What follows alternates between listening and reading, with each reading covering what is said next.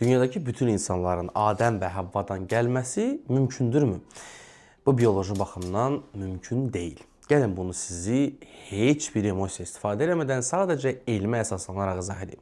İnsan növünün yaşaya bilməsi üçün genetik müxtəliflik lazımdır. Bu nə deməkdir? Bu deməkdir ki, populyasiyada çoxlu fərqli genlər olmalıdır. Əks halda xəstəliklər yığılır, immun sistem zəifləyir və nəsil davam edə bilmir. İndi gəlin təsəvvür edək, əgər bütün insanlar yalnız bir kişi və bir qadından yaransaydı, ilk nəsillər məcburi şəkildə bir-biri ilə qohum evliliyi etməlidir. Belə vəziyyətə elmdə inbreeding deyirlər. Bunun nəticəsi isə ağır genetik xəstəlik, doğuşdakı qüsurlar, zəif immunitet, erkən ölümlər və populyasiyanın cılızlaşması. Yəni ki, 2 nəfərlə başlaya biləcək insanlıq real dünyada bir neçə nəsil sonra artıq məhv olmalıydı. İkinci və ən vacib səbəb genetikadır. Genetikada belə bir anlayış var. Effektiv populyasiya ölçüsü.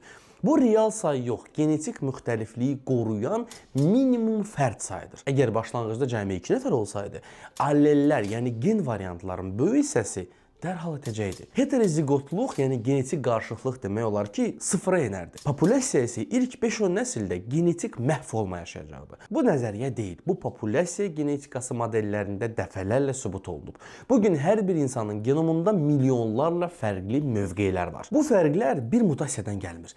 Paralel şəkildə fərqli xəttlərdə yaranıb bizə qədər gəlib çıxırlar. Əgər hamı bir cütlükdən gəlsəydir, genomların böyük hissəsi bir-birinin klonu olardır. Müxtəliflik isə yalnız yeni mutasiyalarla yaranmalıydı. Amma problem ondan ibarətdir ki, yeni mutasiyalar bu qədər müxtəlifliyi 10-20 min il ərzində yarada bilməz. Biz isə genomda yüz minlərlə illik paralel variasiyalar görürük. Bu isə böyük populyasiya ilə mümkün ola bilər. İnsan immun sistemində çox kritik bir gen qrupu var.